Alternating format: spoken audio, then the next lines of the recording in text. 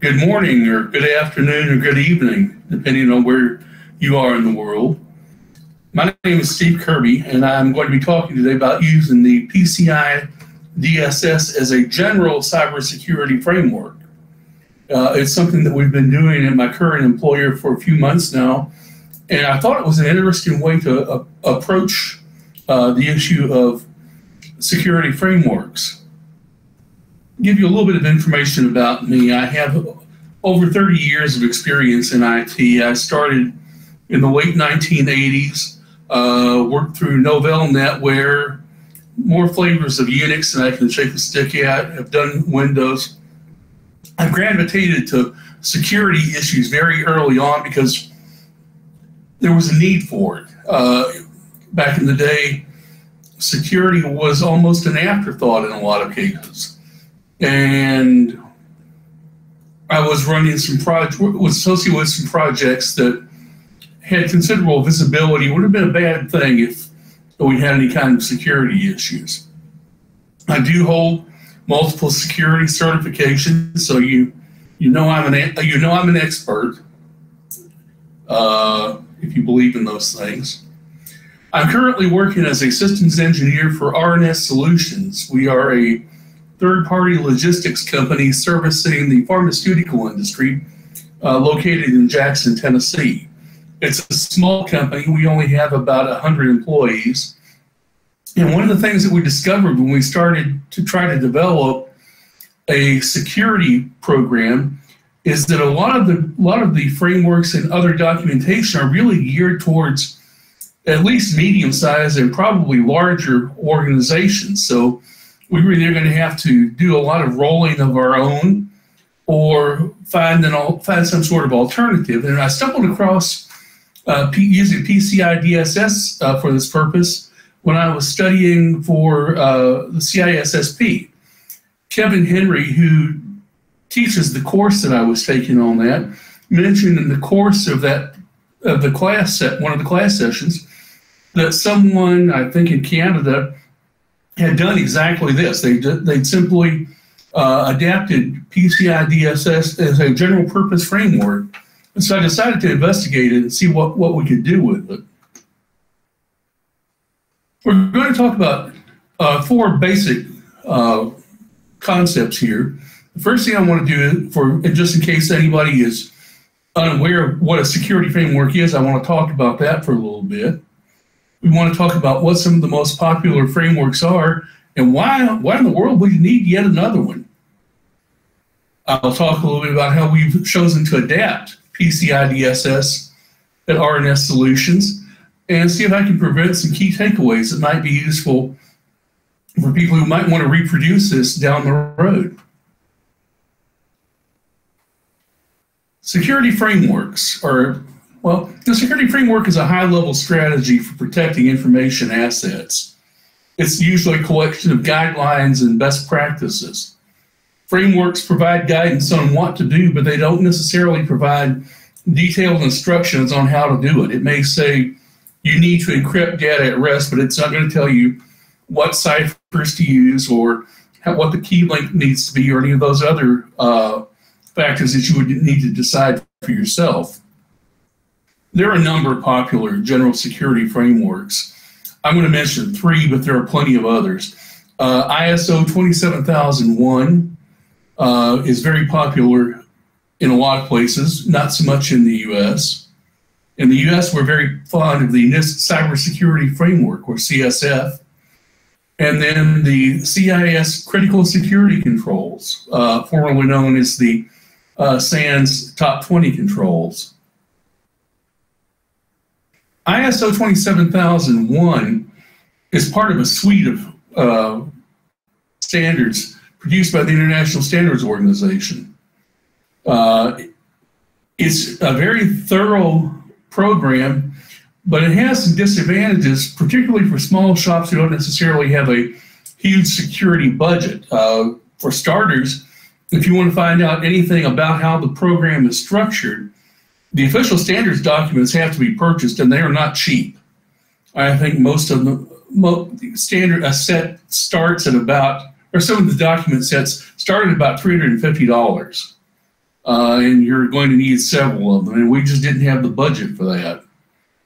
ISO 27001 is a very structured, formal process.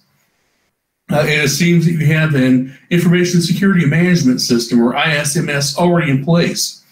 So starting from scratch really requires considerable overhead. The main benefit comes if you can become certified via an approved third-party examiner, and that's very, very expensive. There are other standards in a series that go with the 27,000 series that go along with this. 27,001 is basically the building block. It tells you what you need to do, and other standards will tell you, for example, give you some guidance on how to do it, or how to assess risk, and that sort of thing. The ISO series are quite popular overseas. They're not as popular in the US as elsewhere, as I mentioned there on the slide. You can also see soccer or Formula One motor racing. This started as a British set of standards and has been adopted by international organizations, and you will find some organizations in the US that follow it, but it doesn't quite have the following here in the United States that would have elsewhere. Probably more commonly used here in the United States, and again, especially for large organizations, is the NIST Cybersecurity Framework. NIST is the National Institute for Standards and Technology. It's a division of the United States government, and it produces standards and guidance. In some cases, they're obligatory for United States government agencies or U.S. government contractors. They also produce documents that can be used in industry. In this case, Special Publication 800-171R2 is the short form designed for non-governmental agencies. This short form is still 113 pages with multiple links to external documents, so it's quite an ambitious undertaking. It was most recently revised in February of this year, so it is a living document. NIST doesn't weight or prioritize individual controls, and it allows a lot of room for interpretation. So if you don't have a large security staff, and our security staff basically consists of part of me and maybe a hand from one or two other admins as needed and as possible, but we don't have a large security staff, and taking on something as ambitious as NIST was just more than we felt like we were up to. The third framework that I mentioned would be the CIS Top Controls, formerly the SANS Top 20, and it's now the CIS Top 18 Controls. As of May of this year, version 8 was released, and they reduced the number of controls from 20 to 18. It does help prioritize individual controls because there are 3 implementation groups, where implementation group 1 is really aimed at small organizations like us. It's easy to overlook the CIS Top Controls as a security framework because 18 to 20 controls doesn't sound like much, but it's actually a great deal more detailed than it sounds.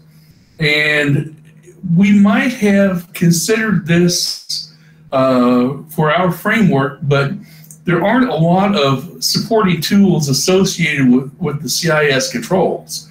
You can get the documents, that's no problem, and find out what the requirements are.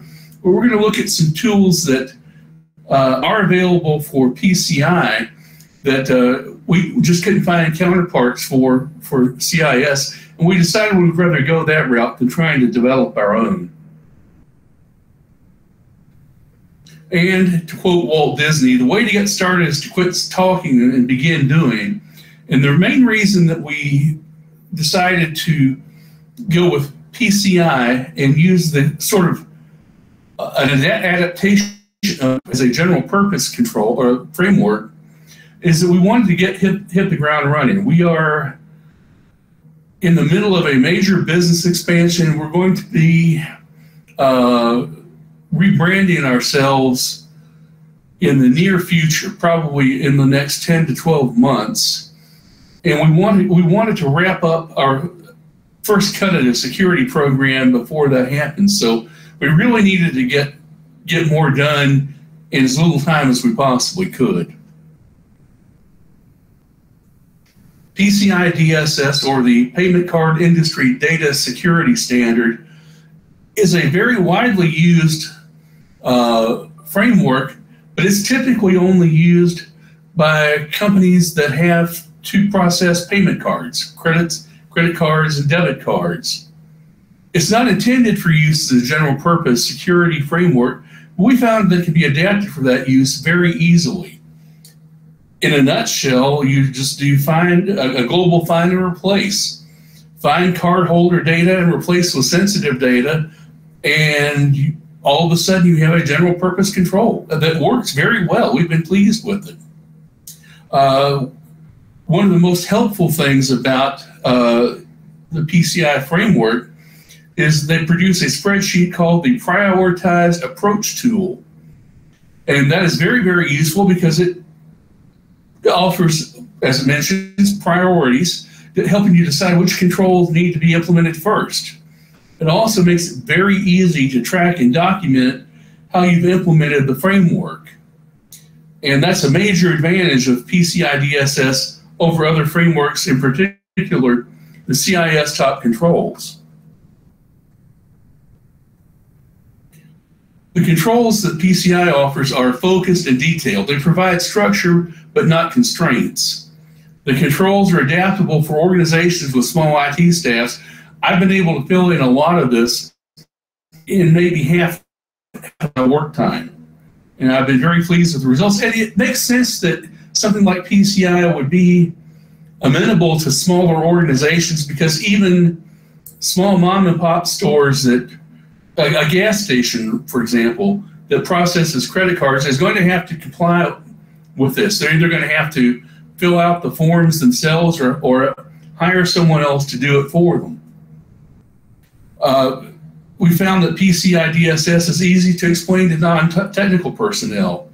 When we explain to senior management that our goal is to treat our sensitive corporate data with the same level of security that we would have to treat payment cards or credit cards, the light clicks, and it's been made for a very easy sales job. I expect the concepts could easily be communicated to other organizations as well, because, again, a lot of companies have experience dealing with PCI DSS, but by the same token, they're using a similar language. You don't necessarily map the PCI DSS framework to other frameworks, but you can use the same language and communicate the same concepts so that people who are working at another company who have an interest in what you're doing security-wise can understand what you're telling them.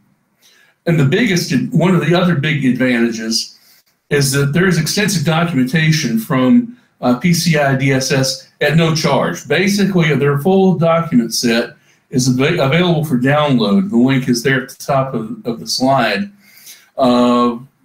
If you want the forms, if you want the spreadsheets, if you want the instructions, it's no trouble getting it. You'll have to register with the website and then download to your heart's content. This is an example of the prioritized approach spreadsheet. And as you see there, this is the spreadsheet as it comes from PCI DSS. You have the milestone, we have over on the left-hand side, a list of the objectives that you need to accomplish. And then the milestone column prioritizes them. There are 3 levels of priority reflected on this page. The 1.1.2 and 1.1.3 are top priority. And basically that means they want you to create a map of your network asset management in other terms. You do that first, you do the ones in yellow, label 2 second, and move on through the spreadsheet. You'll find 3, 4, and the purple ones in 6 are the ones you can do towards the end of the process, because they're probably the least pressing. The PCI standard adopts a 3-pronged approach: assess, repair, and report. So the first step, this ongoing process will involve assessing all locations where sensitive data might be stored, doing an inventory of assets and business processes, and analyzing them for vulnerabilities that can expose sensitive data. Once you've performed the assessment, you perform a repair. You fix identified vulnerabilities and implement secure business processes. And if something changes along the way, you may have to modify those processes. And once the processes and vulnerabilities have been repaired, you report. You document what you've done. You've documented that you've assessed it and that you've taken remediation. There's some things to keep in mind about PCI DSS. And one of the most important is to remember that unless you're processing payment card data, there's no need to stick to the letter of the framework. You can adapt this to your needs and to your purposes. You, for example, don't have to use a third party for external vulnerability scans. You can do, or penetration tests or audits. You can do all of those yourself. We do perform external scans. We've contracted with another company that does that, but we're not going out and purchasing services from an approved scanning vendor, for example, that you would have to do if you were trying to maintain compliance in order to process payment cards. Informal self-assessment can take the place of a formal audit. And in fact, PCI DSS offers guidance for performing such an assessment. PCI DSS requires payment card data to be deleted immediately if there's no longer a business need for it. That's not a hard and fast requirement for other forms of sensitive data. It's probably a good idea, but you're not necessarily going to get into trouble if you get caught not doing it as quickly as someone else thinks you should. There's no deadline to achieve compliance. You set that for yourself. This is a journey. It's not necessarily a sprint. It's going to be more of a marathon for most people. There's no penalty for falling out of compliance because your assessment as you run through the cycle is geared towards detecting things that might have fallen through the cracks or a process that might no longer match your current needs or practices. Some sections of PCI DSS may not apply to you. For example, if you don't develop applications in-house, there are sections of the standard that talk about securing bespoke applications, and those won't apply. You don't have to worry about them. And some sections are aimed at service providers. Those would be outside entities that could impact the security of cardholder data. Again, you probably don't have to worry about that. Some other things to note would be that provisions are not restricted to information that's stored electronically.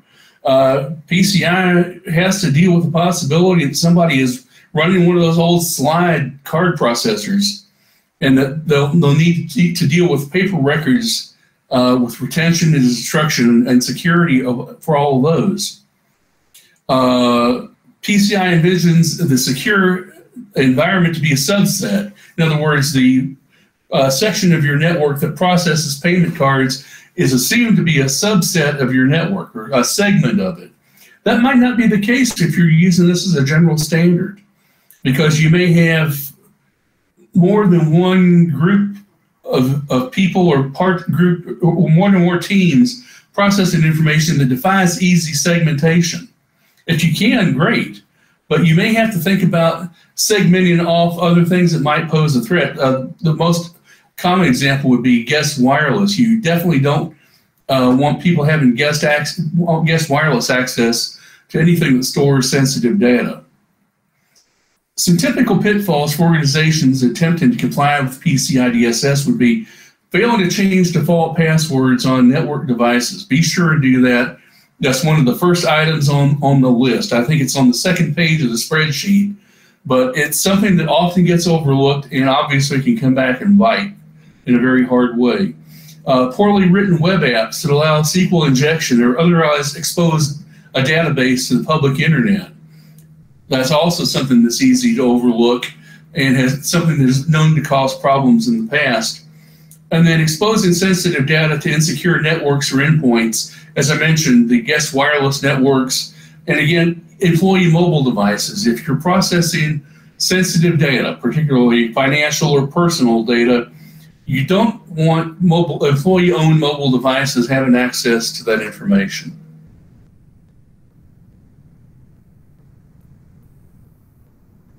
Sack it to me is a sick pun. Perhaps you may have to be of my age and generation to remember the laughing show where the punchline was always sock it to me. But organizations that process payment card data are required to submit responses to an annual self-assessment questionnaire, or SAQ. And the good news is that the SAQ is a standardized form that can be downloaded from the Pci Dss document library. We're working ourselves through the questionnaire for Class D merchants. It's taken some development work because that form is a PDF, and so we discovered that we're going to have to make some changes to it to make it more usable as a general purpose tool. But it's a very handy way of assessing how far we've come in this time that we've been working. With modifications, the SAQ can provide a template for an annual review of your organization's security practice. And in fact, the interesting thing is the final section of the SAQ document is known as an attestation of compliance. The attestation of compliance doesn't assume or require full compliance. Rather, it provides an action plan for non-compliant requirements and a timetable for completing those requirements. So if there are things that need to be done, that you can carry that over into your next year's plan. Key takeaways. Well, you're going to have to look at some very familiar looking areas when dealing with PCI DSS. You'll need to look at network protection, firewalls and network segmentation, passwords and settings, making sure that passwords are secure and defaults have all been changed. You'll need to make sure data is encrypted when it's at rest, and the transmission across sensitive data across open public networks is encrypted. You'll need to make sure you have up-to-date malware protection on any systems that could conceivably process sensitive data. You need to practice systems hardening. Each user will need their own account. Sensitive data will need to be limited by need to know. Access would need to be limited by need to know. And you'll need to restrict physical access to that sensitive data. You'll need to provide logging and log management, vulnerability management, both internal and external scans, as I mentioned. And you'll need to do continual risk assessment and documentation. The good news is those are all things that most organizations should be doing if they're not already anyhow. So it really doesn't involve a great deal of unusual work. There are no oddities that you really need to contend with. Again, perform regular reviews at least annually, and you'll need to do another one if you make any major changes to infrastructure. In summary, security frameworks are a roadmap for developing a security program. Depending upon the available resources, some more established frameworks may not be viable for smaller organizations like the one I work for. The important thing is to find a framework that you like and work with it.